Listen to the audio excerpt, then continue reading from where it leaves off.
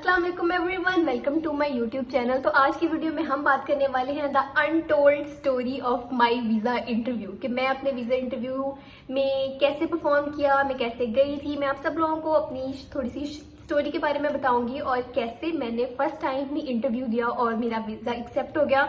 हालांकि वहाँ पे बहुत सारे ऐसे लोग थे, लाइक सैकड़ों लोग ऐसे थे जिनके वीज़े जो थे वो रिजेक्ट हो रहे थे धड़ाधड़, और मेरा वीज़ा एक्सेप्ट हो गया। तो मैं आप लोगों को बताऊंगी कि मैंने कैसे कैसे सारा कुछ किया। मेरा वीज़ा इंटरव्यू था इस्लामाबाद में 29 अगस्त को 2023 में, और वो डॉक्यूमेंट जो मैं अपने साथ लेके गई थी उसकी एक कंप्लीट वीडियो मैंने बनाई हुई है। लेकिन आप लोगों को मैं हल्का सा यहाँ पे बता देती हूँ कि अपने साथ अपना पासपोर्ट रखें, DS 160 रखें, सेविक्स ID की जो पेमेंट है उसकी कंफर्मेशन रखें, और इसके अलावा आप अपना I-20 फॉर्म रखें। सबसे ज़्यादा इम्पॉर्टेंट यही 4 चीज़ें हैं और यही चेक होती हैं। इसके अलावा आप अपने बाकी डॉक्यूमेंट्स भी साथ लेके जा सकते हैं, लेकिन ऐसे वो चेक नहीं करते। और एक बात ये भी कि जब आप इंटरव्यू देने के लिए जाते हैं तो वो कोई डॉक्यूमेंट्स नहीं देखते। सही बात बताऊं, मतलब कि जो ऑफिसर होता है वो इंटरव्यू नहीं देखता। उससे पहले अगर कोई ऑफिसर ने आपके चेक करने हो डॉक्यूमेंट्स तो वो चेक कर सकते हैं। वो आपसे स्ट्रिक्टली कुछ क्वेश्चंस पूछेगा, थोड़ा सा सीरियस होके, और जो बंदा झूठ बोल रहा होगा वो उस टाइम पकड़ा जाएगा, और जो बंदा सच बोल रहा होगा, कॉन्फिडेंस से जवाब दे रहा होगा, उसका इंटरव्यू क्लियर हो जाएगा। अच्छा, मैं आपको बता रही थी कि मेरा इंटरव्यू था तकरीबन 8 बजे। तो इस्लामाबाद में एक दिन पहले पहुंच गई थी क्योंकि मैं इस्लामाबाद से बहुत दूर रहती हूँ। और आप जब इंटरव्यू देने के लिए जाएं तो मेक श्योर कि आपका माइंड रिलैक्स हो और आपको थकावट ना हो किसी भी तरह की। तो 28 अगस्त को मैं इस्लामाबाद पहुंच गई थी और 29 को सुबह मेरा 8 बजे इंटरव्यू था। मुझे सबने कहा था कि आपने तकरीबन 7:30 जो है वो एम्बेसी के अंदर होना है, लेकिन मैं 7 बजे वहाँ पे पहुँच गई थी। उसके बाद फिर मैंने अपने डॉक्यूमेंट्स लिए, और यहाँ पे सबसे बड़ी मिस्टेक मैंने ये की कि जब मेरे पास DS 160 कंफर्मेशन ईमेल आई थी तो वहाँ पे लिखा हुआ था कि the bags are not allowed. तो मैंने अपना बैग और अपने पैसे जो थे वो कार में ही रख दिए थे। ये गलती आप लोगों ने नहीं करनी।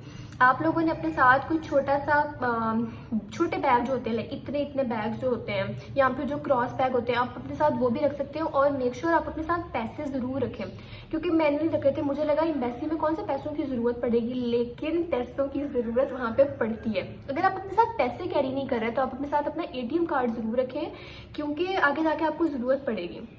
अच्छा, मैं अब एम्बेसी में के अंदर गई और मेरा सिक्योरिटी चेक हुआ। सबसे पहले होता है वहाँ पर वो चेक करते हैं आपका ID। तो उन्होंने मेरा ID वगैरह देखा। अब मेरे पास कोई फोटोकॉपीज़ वगैरह भी नहीं थी, तो उन्होंने कहा भैया आपकी फ़ोटोकॉपीज़ कहाँ पे हैं। और आई वाज लाइक मैं तो कोई फ़ोटोकॉपी लाई नहीं, मैं तो सारे अपने ओरिजिनल डॉक्यूमेंट्स लाई हूँ। तो उन्होंने कहा आप ना एक काम करें, आप अपने पासपोर्ट और ID कार्ड की जो है वो फ़ोटोकॉपी करा लें। अब अगेन मेरे पास पैसे नहीं है। फिर मैं एम्बेसी से भागी बाहर, और थैंक गॉड वहाँ पे मेरे बाबा मेरा वेट कर रहे थे बाहर। तो मैंने उनसे पैसे लिए। मैंने उन्हें कहा बस आप मुझे 500 दे दें, बस आप मुझे 500 दे दें, मेरा इतने में हो जाएगा। और उन्होंने लाइक मुझे 1000 दे दिया। मैं लेके वापस आई एम्बेसी, मैंने अपने डॉक्यूमेंट्स को कॉपी कराया। फिर मैं क्यू में लगी और मैंने उन्हें अपना ID कार्ड और पासपोर्ट की कॉपी जो है वो सबमिट करा दी। उसके बाद उन लोगों ने मुझे दिया एक टोकन लेके फिर मैं नेक्स्ट क्यू में गई। नेक्स्ट क्यू में वो ले रहे थे पेमेंट। अब मुझे नहीं पता था कि वो पेमेंट के लिए वो क्यू है, तो मैं खड़ी हो गई। अब एक लंबी क्यू, और जब मैं वहाँ पे पहुंची मैं आप हैरान, मैंने कहा ये क्या है ना, मतलब हर बंदा पैसे क्यों दे रहा है, क्या जरूरत है पैसे देने की। इतना तो मुझे पता था कि आगे जो है वो हमें कोई गाड़ियाँ या शटल सर्विस लेके जाएगी जहाँ पे हमारा इंटरव्यू होगा, लेकिन मुझे ये नहीं पता था कि वहाँ पे पैसे भी लगते हैं। तो खैर जब मैं वहाँ पे पहुंची मैंने कहा ये किस चीज़ के पैसे हैं ना, लाइक जब मैं पहुंच गई काउंटर तक तो वो कहते हैं कि आपको ना यहाँ पे 5000 सबमिट कराना पड़ेगा शटल सर्विस के लिए। लाइक व्हाट, 5000 रुपये क्या कर रहे हैं ये लोग 5000 का। मेरे पास पैसे नहीं थे। अगेन मैं तो 1000 रुपया लेकर अंदर आई थी। फिर मैं क्यों से निकली बाहर गई एम्बेसी के। फिर वहाँ पे पापा खड़े थे। मैंने कहा पापा जान जरा बता दे मुझे ना। फिर वहाँ पे पापा खड़े थे, मैंने कहा पैसे दे दें अगेन। फिर उन्होंने खैर मुझे 10,000 दिया कि इन केस अगर मुझे दोबारा पैसों की ज़रूरत पड़ती है तो मुझे वापस एम्बेसी से बाहर ना आना पड़े। लेकिन अगेन मैं आप लोगों को कह रही हूँ कि अगर आप अपने साथ पैसे नहीं लेके जा रहे तो आप अपने साथ अपना ATM कार्ड ज़रूर रखें, क्योंकि हमें नहीं पता कि कितने पैसे किस टाइम वो मांग सकते हैं। तो मैंने पैसे लिए, फिर मैं दोबारा क्यू में लगी और मैंने फिर उन्हें जो थे वो पेमेंट सबमिट करा दी। उसके बाद होता है एक वेटिंग एरिया होता है जहाँ पे हम अपनी शटल सर्विस का वेट करते हैं। तो फिर वहाँ पे बहुत सारे लोग बैठे हुए थे, मैं भी एक कोने में लेके बैठ गई और शटल सर्विस का वेट करने लग गई। तकरीबन हमने 10 से 15 मिनट वहाँ पे वेट किया और उसके बाद एक गार्डन का लाया, उन्होंने कहा कि आपका टाइम हो गया, अब आप आ जाओ। अब मुझे लगा था कि बसेस में लेके जाएंगे, लेकिन वहाँ पे बसेस नहीं थी, वहाँ पे कार्स ले थी, जैसे पराडो थी, लैंड क्रूजर थी, करोला थी और BMW भी थी। और तो वो मुझे बड़ा इंटरेस्टिंग लगा ना। उसके बाद मैं ज़िंदगी में पहली दफ़ा BMW के अंदर बैठी और फिर हम वहाँ से वीज़ा इंटरव्यू के लिए बैठे और वहाँ पे चले गए। अब जब हम वहाँ पे पहुँचे तब वहाँ पे भी एक बहुत लंबी लाइन थी तो उन्होंने कहा कि आप अपने डॉक्यूमेंट्स जो हैं वो अपने हाथ में पकड़ लें। तो उन्होंने डॉक्यूमेंट्स में मुझे बोला कि आप अपना पासपोर्ट, अपना I-20, अपने सेविक्स ID की कंफर्मेशन लेटर और अपनी अपॉइंटमेंट लेटर, ये सारी चीज़ें आप जो है वो निकाल के रख लें। वहाँ पे चेकिंग हो रही थी। तो जब मेरी बारी आई मैंने अपना सारा उन लोगों को जमा कराया। उन्होंने एक पासपोर्ट पे स्टैंप लगाई। पासपोर्ट पे जो स्टैंप लगती है वो होता है कि आपका जो पासपोर्ट है अगर वो एक्सेप्ट हो जाता है वीज़े के लिए तो वो डिलीवर कहाँ पे होगा। मतलब बेसिकली वो डॉक्यूमेंट्स को चेक करने के बाद वहाँ पे वो एक स्टैंप लगाते हैं। तो मेरा वो सारा कुछ हो गया। उसके बाद हम गए एम्बेसी के अंदर।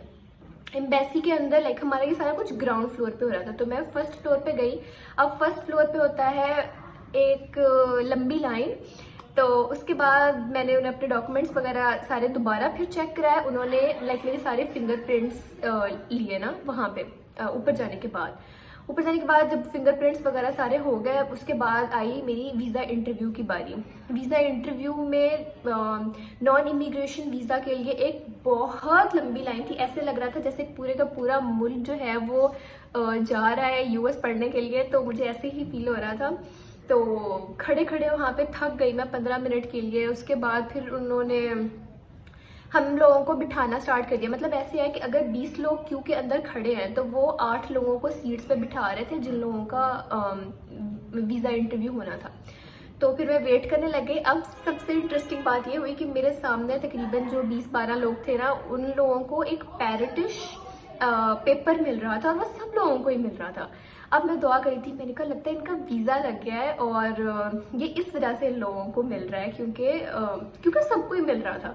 तो मैं अब दुआ कर रही हूँ कि प्लीज़ मुझे भी मिल जाए ये वाला, प्लीज़ मुझे भी मिल जाए ये वाला। और जब मेरा इंटरव्यू हुआ ना तो उन्होंने मेरे से पूछा कि आप किस यूनिवर्सिटी में अप्लाई कर रही हैं, आपका मेजर क्या है, आप यहाँ पे क्यों अप्लाई करना चाहती हैं और आप वहाँ पे जाके क्या करेंगे, आपका मेन प्रोजेक्ट क्या है। वही मोटे मोटे सवाल, क्या आपने इसके अलावा किसी और यूनिवर्सिटी में अप्लाई किया था कि नहीं किया था। मैंने उन्हें सब क्वेश्चंस के आंसर्स बहुत कॉन्फिडेंटली दिए। और उन लोगों ने जब उन्होंने मुझे एक ग्रीन स्लिप दी ना, मैं हैरान हो गई। मैंने कहा ये मुझे क्यों दे रहे हैं ग्रीन स्लिप, इसका क्या ताल्लुक, बाकी सबको तो येलो मिली, मुझे क्यों ग्रीन मिली है। फिर उन्होंने कहा कि congratulations your visa has been accepted. और आई वाज लाइक व्हाट इसका मतलब मुझे इतने सारे लोग थे, उन लोगों का वीज़ा एक्सेप्ट नहीं हो रहा था और मैं दुआ मांग रही थी कि मुझे वो वाला पेपर मिल जाता। तो थैंक गॉड मुझे वो नहीं मिला, मुझे ग्रीन वाला ही मिला। और मैं इतनी खुश थी मैं आप लोगों को क्या ही बताऊं। उसके बाद मैं इतनी ज़्यादा खुश थी कि मुझे रास्तों की समझ नहीं आ रही थी, दरवाजे नहीं मिल रहे थे बाहर निकलने के लिए। और मैंने बहुत कंट्रोल किया कि लाइक किसी को पता ना चले कि वीज़ा एक्सेप्ट हो गया ना। लेकिन जब मैं बाहर जाने लगी ना तो मेरे चेहरे पे इतनी बड़ी स्माइल थी, हालांकि मैंने किसी को बताया नहीं था कि वीज़ा एक्सेप्ट हो गया। और वो जो गार्ड्स हैं वो सारे कह रहे मुबारक हो इनको। ओके ठीक है, इनको पता चल गया तो फिर मैंने उनसे पूछा, मैंने कहा अच्छा बाहर जाने का रास्ता कौन सा है। तो फिर उन लोगों ने मुझे बताया कि जनाब आप यहाँ से बाहर जाएं। उसके बाद जब मैं बाहर निकली तो एक जगह थी जहाँ पर कार्स खड़ी थी वापस जाने के लिए। तो फिर मैं वहाँ पे वेट करने लग गई। फिर एक लैंड क्रूज़र आई, लैंड क्रूज़र में मैं फर्स्ट टाइम बैठी हूँ वैसे।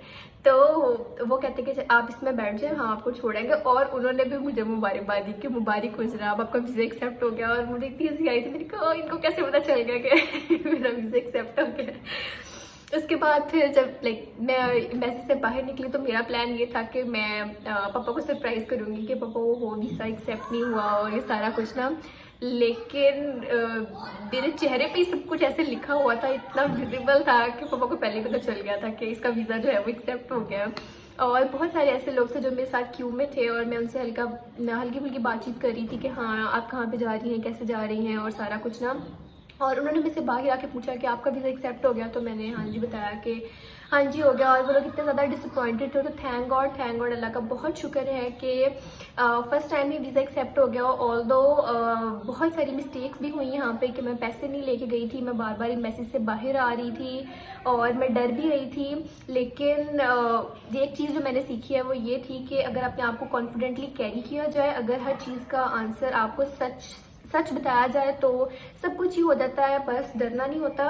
और आइंदा ज़िंदगी में भी कभी मौका मिला तो इसने मुझे यही सिखाया है कि कभी भी किसी चीज़ से डरना नहीं होता, कुछ भी हो जाए कुछ नहीं होता एट द एंड।